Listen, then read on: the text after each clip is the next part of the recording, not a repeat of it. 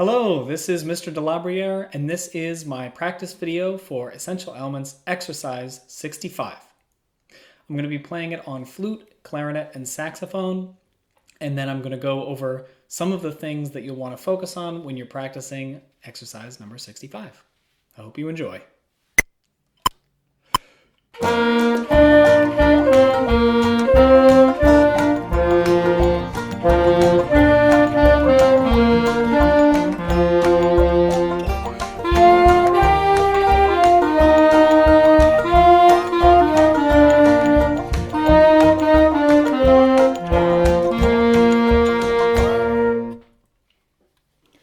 Okay, so now I'm going to just talk through a few of the things that you're going to want to focus on when you're practicing number 65. I'm going to start with some of the rhythm and reading things. The first is we do start on beat 4 because there is a 1-beat pickup. So 1/4 note pickup.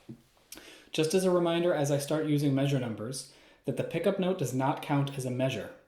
So when we start counting measures, measure 1 is the first full measure.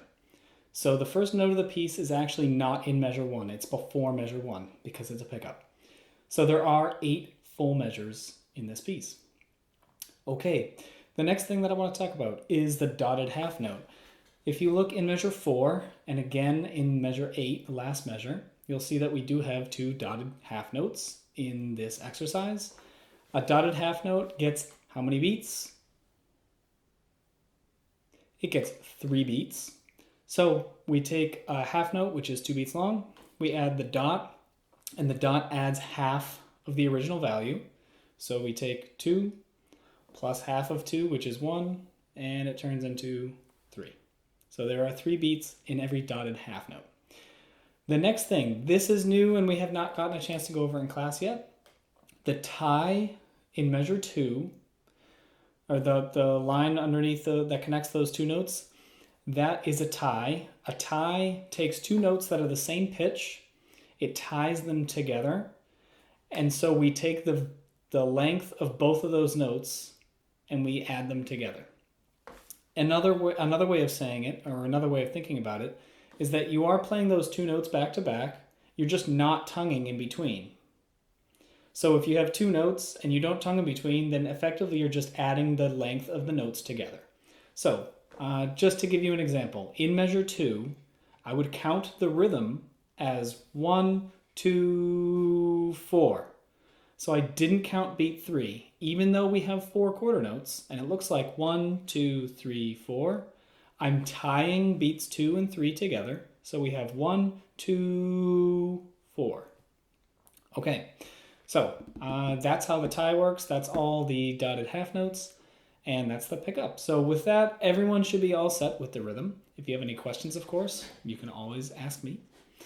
Now I'm going to talk just a couple quick items about flute, then clarinet, and then alto sax. We have some new notes in this piece, and I want to give everyone a chance, those 3 instruments, a chance to look at the new fingerings and some technique suggestions on how to get them. So I am going to start off with flute. The only new note that you have in number 65 is the low F. So the very low note with the stem going up. Remember, the stem is only going up because it's a low note, and we would just want to make sure that the stems aren't running into the music below it, or if we had really high notes, we don't want to make sure that we don't want the stems to run up to the music above it either. So the stems go up when it's a low note just to keep things neat and tidy. The new low note, like I said, it's an F. So the fingering is going to be the same as the high F. That's, I think, one of the first notes we ever learned on flute. So it's going to be the same fingering as high F. So there is a little bit of a technique trick to make sure that you get the low F. Let me show you that.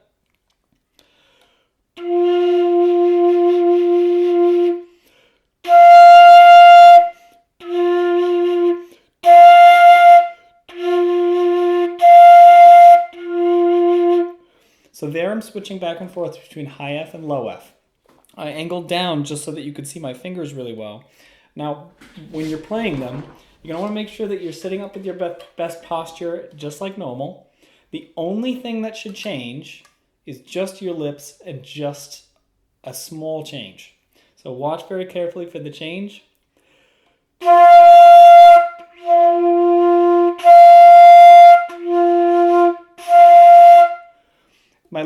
my lips should look almost exactly the same between the high F and low F. The only thing that I'm doing to get the high or low version is simply angling my air either straight forward or more down. So when you're trying to play notes that are, so typically you should be angling your air somewhere kind of like down forward-ish.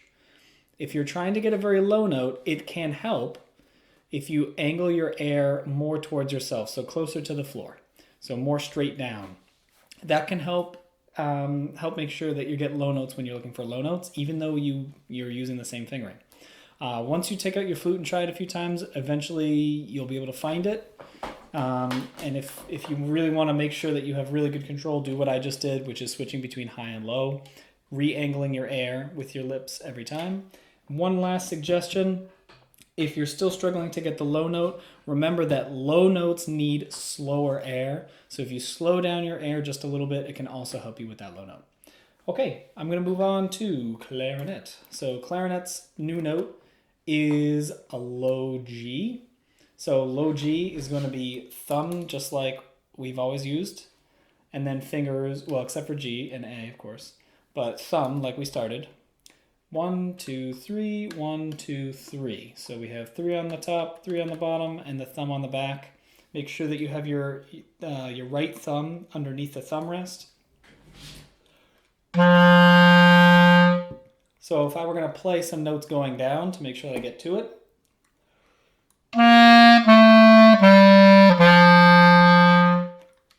If you're struggling with the low G for clarinets, one thing you're going to watch out for, there's really two big things to watch out for. One is that you're not bumping any of the side keys by accident. That's a huge problem on saxophone, which I'll get to in a second.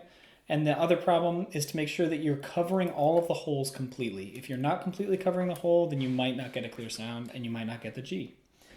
And last but not least, I'm going to switch to saxophone.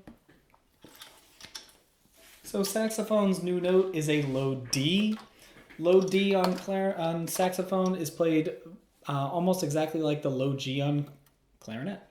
We're not going to be using our thumb because it's a low note. The octave key with your thumb is only used for high notes. So no octave key. And then on the fingers, it's going to be 1, 2, 3, 1, 2, 3, and that would be a low D.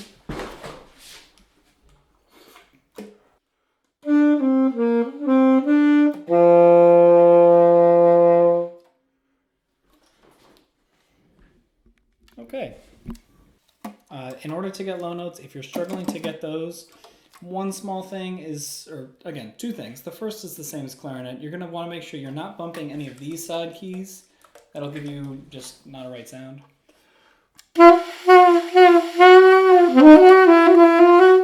So if you find that you're just getting a random sound and it's not connecting with your fingers very well, you're probably bumping one of these side keys or one of these side keys. So watch out for that. The second thing, if you're struggling to get the low note specifically, then what you probably need to do is loosen up your jaw a little bit, open up your mouth, and play just a little bit looser. So if you're having that problem, it might sound like this. Can